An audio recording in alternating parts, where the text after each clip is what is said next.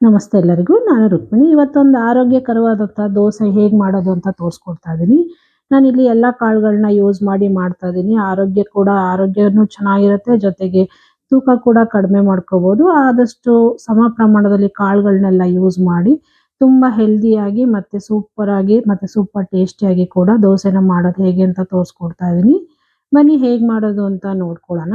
ನಾನಿಲ್ಲಿ ಮೊದಲಿಗೆ ಒಂದು ಪಾತ್ರೆ ತೊಗೊಂಡಿದ್ದೀನಿ ನೋಡಿ.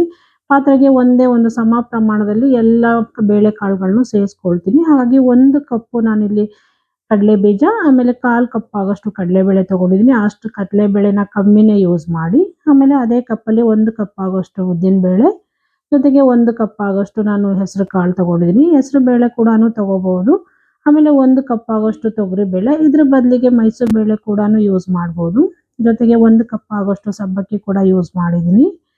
ಇದೇ ರೀತಿ ಅದೇ ಕಪ್ಪಲ್ಲಿ ನಾನಿಲ್ಲಿ 2 ಕಪ್ ಆಗೋಷ್ಟು ನಾನು ಡಿಪೋ ಅಕ್ಕಿ ಯೂಸ್ ಮಾಡ್ತಾ ಇದ್ದೀನಿ. ಬೇಡ ಅನ್ನೋರು 1 ಕಪ್ ಕೂಡ ಅಕ್ಕಿನ ಇಲ್ಲಿ ಯೂಸ್ ಮಾಡ್ಕೊಬೋದು. ತುಂಬಾನೇ ಚೆನ್ನಾಗಿ ಕೂಡ ಬರುತ್ತೆ. ಒಂದು ಅರ್ಧ ಸ್ಪೂನ್ ಆಗೋಷ್ಟು ಮೆಂತೆ ಯೂಸ್ ಮಾಡಿದ್ದೀನಿ. ನೋಡಿ ಇಷ್ಟನ್ನು ಸೇರಿಸ್ಕೊಂಡು ನೀಟಾಗಿ ಮಿಕ್ಸ್ ಮಾಡಿಕೊಂಡು ಇದನ್ನ ಒಂದು 7ರಿಂದ 8 ಬಾರಿ ಚೆನ್ನಾಗಿ ತೊಳ್ಕೊಬೇಕು. ಬೇಳೆಕಾಳಲ್ಲೆಲ್ಲ ಗಲೀಜಿರುತ್ತಲ್ಲ, ಪೌಡ್ರ್ ಥರ. ಹಾಗಾಗಿ ನೀಟಾಗಿ ಇದನ್ನ 7ರಿಂದ 8 ಬಾರಿ ಚೆನ್ನಾಗಿ ತೊಳ್ಕೊಂಡು ತಗೊಳ್ತೀನಿ. ನೋಡಿ ತೊಳ್ಕೊಂಡು ತೊಗೊಂಬಂದಿದ್ದೀನಿ ಕೂಡ, ಇವಾಗ ತೋರಿಸ್ತಾ ಇದ್ದೀನಿ.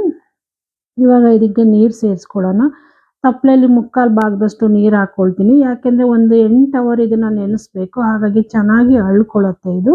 ಹಾಗಾಗಿ ನೀರನ್ನ ಸ್ವಲ್ಪ ಜಾಸ್ತಿನೇ ಹಾಕಿ ನೀಟಾಗಿ ನೋಡಿ ಕೈಯಲ್ಲಿ ಇನ್ನೊಂದು ಸಲ ಮಿಕ್ಸ್ ಮಾಡಿ ನಾನು ಒಂದು 8 ಅವರ್ ಇದನ್ನು ನೆನೆಯಕ್ಕೆ ಬಿಡ್ತೀನಿ. ಬೇಳೆಕಾಳು ಆಗಿರೋದ್ರಿಂದ ಆದಷ್ಟು 8 ಅವರ್ ಅಂತೂ ನೆನೆಸ್ಕೊಳ್ಳೇಬೇಕು. ಆಗಲೇ ಬೇಳೆ ತುಂಬ ಚೆನ್ನಾಗಿ ನೆನ್ಕೊಳ್ಳುತ್ತೆ ಕಾಳುಗಳೆಲ್ಲ. ನೋಡಿ 8 ಅವರ್ ಆದ್ಮೇಲೆ ತೆಗೆದು ತೋರಿಸ್ತಾ ಇದ್ದೀನಿ. ನೋಡಿ ಎಷ್ಟು ಚೆನ್ನಾಗಿ ನೆಂದಿದೆ ಮತ್ತು ಅಳ್ಕೊಂಡಿದೆ ಕೂಡ. ಅರ್ಧ ಪಾತ್ರೆ ಇದು 3/4 ಪಾತ್ರೆ ಆಗೋಷ್ಟು ಆಗಿದೆ ನೋಡಿ. ಈ ರೀತಿ ಚೆನ್ನಾಗಿ ಬೇಳೆಗಳೆಲ್ಲ ಅಕ್ಕಿ ಎಲ್ಲ ಚೆನ್ನಾಗಿ ನೆನಿಬೇಕು.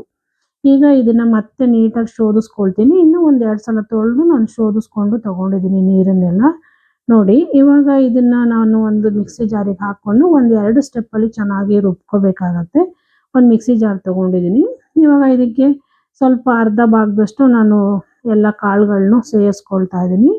ಸೇರಿಸ್ಕೊಂಡು ಇದ್ರ ಜೊತೆಗೆ ಒಂದು ಅರ್ಧ ಸ್ಪೂನ್ ಆಗೋಷ್ಟು ಜೀರಿಗೆ, ಆಮೇಲೆ ಒಂದು 3 ಹಸಿರು ಮೆಣಸಿನ್ಕಾಯಿ ಹಾಕ್ಕೊಳ್ತಾ ಇದ್ದೀನಿ. ಸ್ವಲ್ಪ ಲೈಟಾಗಿ ಟೇಸ್ಟ್ ಇರಲಿ ಅನ್ನೋ ಕಾರಣಕ್ಕಾಗಿ. ಆಮೇಲೆ ಒಂದು ಅರ್ಧ ಇಂಚ್ ಆಗೋಷ್ಟು ಶುಂಠಿ. ಇಷ್ಟನ್ನು ಸೇರಿಸ್ಕೊಂಡು ನೀರು ಹಾಕಿ ಇದನ್ನ ಸಣ್ಣಕ್ಕೆ ರುಬ್ಕೊಂಬರ್ತೀನಿ. ನೋಡಿ ಸಣ್ಣ ರುಬ್ಕೊಂಡಿದ್ದೀನಿ ಕೂಡ. ಈ ರೀತಿ ರುಬ್ಕೋಬೇಕು. ಈ ರೀತಿ ಸಣ್ಣ ರುಬ್ಬೇಕಂದ್ರೆ ನಾವು ಬೇಳೆ ಕಾಳುಗಳನ್ನೆಲ್ಲ 8 ಅವರ್ ಅಂತ ನೆನೆಸ್ಕೊಳ್ಳೇಬೇಕು. ಆಗಲೇ ಅದು ಚೆನ್ನಾಗಿ ನೆಂದಿರತ್ತೆ. ಹಾಗೆ ರುಬ್ಬಕ್ಕೂ ಕೂಡ ನಮಗೆ ಸಹಾಯ ಆಗುತ್ತೆ. ಈಗ ಅದನ್ನೆಲ್ಲ ತೆಗೆದು ನೋಡಿ ಒಂದು ಪಾತ್ರೆಗೆ ಸೇರಿಸ್ಕೊಳ್ತಾ ಇದ್ದೀನಿ. ಇದೇ ರೀತಿ ಇನ್ನೂ ಒಂದು ಸ್ಟೆಪ್ಪು ಉಳಿದಿರೋದನ್ನು ಕೂಡ ಸೇರಿಸ್ಕೊಂಡು ರುಬ್ಕೊಂಡು ತಗೊಳ್ತಾ ಇದ್ದೀನಿ.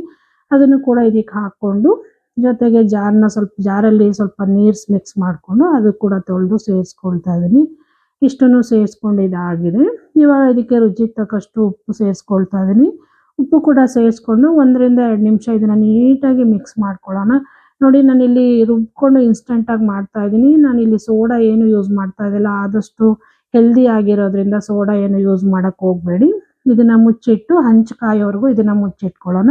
ಡೈರೆಕ್ಟಾಗೆ ಮಾಡ್ಕೋಬೋದು. ನೆನೆಸ್ಬೇಕು ಅನ್ನೋ ಅವಶ್ಯಕತೆ ಏನೂ ಇಲ್ಲ. ಈಗ ನೋಡಿ ಹಂಚು ಕೂಡ ಕಾದಿತ್ತು. ನೀರು ಹಾಕಿ ನೀಟಾಗಿ ಒರೆಸ್ಕೊಳ್ತಾ ಇದ್ದೀನಿ. ಎಲ್ಲ ದೋಸೆಗಳನ್ನ ಮಾಡ್ಬೇಕಾದ್ರೆ ನಾವು ಇದೇ ಸ್ಟೆಪ್ನ ಫಾಲೋ ಮಾಡಬೇಕಾಗತ್ತೆ. ನೀಟಾಗಿ ಹಂಚನ್ನೆಲ್ಲ ಒರೆಸ್ಕೊಂಡಾದ್ಮೇಲೆ ನೋಡಿ ಒಂದೇ ಒಂದು ಚಮಚ ಹಿಟ್ಟನ್ನ ದೋಸೆ ಹಂಚ್ ಮೇಲೆ ಬಿಟ್ಕೊಂಡು ನಿಧಾನಾಗಿ ಸ್ಪ್ರೆಡ್ ಮಾಡ್ಕೊಳ್ಳೋಣ.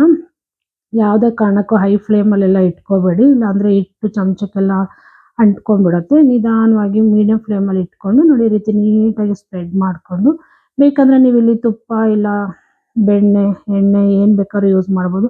ಹೆಲ್ದಿ ಆಗಿರೋದ್ರಿಂದ ಸಾಮಾನ್ಯವಾಗಿ ಏನು ಯೂಸ್ ಮಾಡೋ ಅವಶ್ಯಕತೆ ಇಲ್ಲ. ನಾನು ಲೈಟಾಗಿ ಎಣ್ಣೆ ಯೂಸ್ ಮಾಡಿದ್ದೀನಿ. ಒಂದು 1/4 ಸ್ಪೂನ್ ಆಗೋಷ್ಟು ಅಷ್ಟೇ ಎಣ್ಣೆ ಹಾಕಿದ್ದೀನಿ. ಹಾಕ್ಕೊಂಡು ಮುಚ್ಚಿ ಒಂದೇ 1 ನಿಮಿಷ ಇದನ್ನು ಬೇಯಿಸ್ಕೊಳ್ಳೋಣ ಮೀಡಿಯಮ್ ಫ್ಲೇಮಲ್ಲಿ. ನೋಡಿ ಸೂಪರಾಗಿ ಬೆಂದಿದೆ. ಇವಾಗ ಇದನ್ನ ಉಲ್ಟಾ ಮಾಡಿಕೊಂಡು ಇನ್ನೊಂದು ಅರ್ಧ ನಿಮಿಷ ಇದನ್ನು ಬೇಯಿಸ್ಕೊಳ್ಳೋಣ. ಬೇಡ ಅನ್ನೋರು ಡೈರೆಕ್ಟಾಗಿ ಕೂಡ ಮಾಡ್ಕೊಬೋದು. ಉಲ್ಟಾ ಮಾಡಿ ಬೇಯಿಸೋ ಅವಶ್ಯಕತೆ ಕೂಡ ಇಲ್ಲ. ಚೆನ್ನಾಗಿ ಮೀಡಿಯಮ್ ಫ್ಲೇಮಲ್ಲಿ ಬೇಯಿಸಿದ್ರೆ ಚೆನ್ನಾಗಿ ಬೇಯ್ಕೊಳ್ಳುತ್ತೆ. ನೋಡಿದ್ರಲ್ಲ ಎಷ್ಟು ಚೆನ್ನಾಗಿ ರೆಡಿಯಾಗಿದೆ ಅಂತೇಳಿ. ಆರೋಗ್ಯಕರವಾದಂಥ ದೋಸೆ ಮತ್ತು ತೂಕ ಕಮ್ಮಿ ಮಾಡೋಕ್ಕೂ ತುಂಬಾ ಹೆಲ್ಪ್ ಮಾಡುತ್ತೆ ಇದು. ನೋಡಿ ಇಷ್ಟೇ ಇದು. ಇನ್ನೂ ಒಂದು ಕೂಡ ಅದೇ ರೀತಿ ಹಾಕಿ ನಾನು ತೋರಿಸ್ತೀನಿ. ಹಂಚಿಗೆ ಮತ್ತೆ ನೀರು ಕೂಡ ಹಾಕಿ ನೀಟಾಗಿ ಒರೆಸ್ಕೊಳ್ತೀನಿ. ಒರೆಸ್ಕೊಂಡು ಮತ್ತೆ ಇನ್ನೊಂದು ದೋಸೆ ಕೂಡ ಬಿಟ್ಕೊಳ್ಳೋಣ. ಅದೇ ರೀತಿ ನಾವು ಒಂದು ದೋಸೆ ಮಾಡಬೇಕಾದ್ರೂ ಇದೇ ಸ್ಟೆಪ್ ಫಾಲೋ ಮಾಡಿದ್ರೆ ದೋಸೆ ಕೂಡ ಚೆನ್ನಾಗಿ ಹಂಚಿಂದ ಎದ್ದೊಳುತ್ತೆ, ಚೆನ್ನಾಗಿ ಕೂಡ ಬರುತ್ತೆ. ಹಂಚು ಯಾವುದೇ ಕಾರಣಕ್ಕೂ ತುಂಬ ಬಿಸಿ ಇಟ್ಕೊಳಕ್ಕೆ ಹೋಗಬಾರ್ದು. ಬಿಸಿ ಇಟ್ಕೊಂಡ್ರೆ ಹಿಟ್ಟನ್ನ ಸ್ಪ್ರೆಡ್ ಮಾಡೋಕ್ಕಾಗೋದಿಲ್ಲ, ಎಲ್ಲ ಅಂಟ್ಕೊಬಿಡುತ್ತೆ ಚಮಚಕ್ಕೆ. ಹಾಗಾಗಿ ಮೀಡಿಯಂ ಫ್ಲೇಮಲ್ಲೇ ಇಟ್ಕೊಂಡು ಮಾಡ್ಕೋಬೇಕಾಗತ್ತೆ. ನೋಡಿ ಇನ್ನೊಂದು ದೋಸೆನೂ ಕೂಡ ಮಾಡ್ಕೊಂಡಿದ್ದಾಗಿದೆ, ಇವಾಗ ಹಾಕಿದ್ದಾಗಿದೆ. ಇದಕ್ಕೂ ಕೂಡ ಲೈಟಾಗಿ ಎಣ್ಣೆ ಹಾಕ್ಬಿಟ್ಟು ಪ್ಲೇಟ್ ಮುಚ್ಚಿ ಸೇಮ್ ಪ್ರೊಸೀಜರಲ್ಲೇ ಬೇಯಿಸ್ಕೊಂಡು ಉಲ್ಟಾ ತಿರುಗಿಸ್ಕೊಂಡು ಬೇಯಿಸ್ಕೊಂಡು ತಗೊಳ್ತೀನಿ. ನೋಡಿದ್ರಲ್ಲ ಎಷ್ಟು ಸೂಪರಾಗಿ ರೆಡಿ ಆಗಿದೆ ಅಂತೇಳಿ ದೋಸೆ. ಆರೋಗ್ಯಕರವಾದಂಥದ್ದು ಕೂಡ, ಹಾಗೆ ವೆಯ್ಟ್ ಲಾಸ್ ಕೂಡ ಮಾಡ್ಕೊಬೋದು ಇದರಲ್ಲಿ. ತುಂಬಾ ಚೆನ್ನಾಗಿರುತ್ತೆ. ಪ್ರತಿಯೊಬ್ಬರು ಕೂಡ ಯೂಸ್ ಮಾಡ್ಬೋದು. ಆರೋಗ್ಯಕ್ಕಂತೂ ತುಂಬಾ ಒಳ್ಳೆಯದು. ವೆಯ್ಟ್ ಲಾಸ್ಗಂತೂ ಇನ್ನೂ ತುಂಬ ಒಳ್ಳೆಯದು. ಈ ನೋಡಿ ಬೇಳೆಕಾಳು ದೋಸೆ ಎಲ್ಲ ನಿಮ್ಗೆ ಇಷ್ಟ ಆಯಿತು ಅಂದ್ಕೊಳ್ತೀನಿ. ಇಷ್ಟ ಆದರೆ ದಯವಿಟ್ಟು ಶೇರ್ ಮಾಡಿ, ಲೈಕ್ ಮಾಡಿ, ಸಬ್ಸ್ಕ್ರೈಬ್ ಮಾಡ್ಕೊಳ್ಳಿ. ಹಾಗೆ ಪಕ್ಕದಲ್ಲಿರೋ ಬೆಲ್ ಐಕನ್ ಕೂಡ ಕ್ಲಿಕ್ ಮಾಡಿ ಅಂತ ಕೇಳ್ಕೊಳ್ತೀನಿ. ನಾನು ಯಾವುದೇ ವಿಡಿಯೋ ಹಾಕಿದರೂ ನಿಮಗೆ ನೋಟಿಫಿಕೇಷನ್ ಬರುತ್ತೆ. ಹೀಗೆ ಇನ್ನಷ್ಟು ಈಸಿ ಹಾಗೂ ಸಿಂಪಲ್ ರೆಸಿಪಿಗಳಿಗಾಗಿ ದಯವಿಟ್ಟು ಆಡಿ ಅಡುಗೆ ಮನೆ ಚಾನಲ್ನ ಸಬ್ಸ್ಕ್ರೈಬ್ ಮಾಡೋದನ್ನ ಮಾತ್ರ ಮರಿಬೇಡಿ. ಹೀಗೆ ಸಪೋರ್ಟ್ ಮಾಡಿ ಅಂತ ಕೇಳ್ಕೊಳ್ತೀನಿ ಫ್ರೆಂಡ್ಸ್. ನೋಡಿದ್ರಲ್ಲ ದೋಸೆ ಎಷ್ಟು ಚೆನ್ನಾಗಿ ಬಂದಿತ್ತು ಅಂತ. ನೀವು ಒಂದ್ಸಲ ಟ್ರೈ ಮಾಡಿ ಹೇಗೆ ಬಂತು ಅಂತ ದಯವಿಟ್ಟು ಕಾಮೆಂಟ್ ಮೂಲಕ ತಿಳಿಸಿ ಅಂತ ಕೇಳ್ಕೊಳ್ತೀನಿ. Thank you friends. Thank you for watching.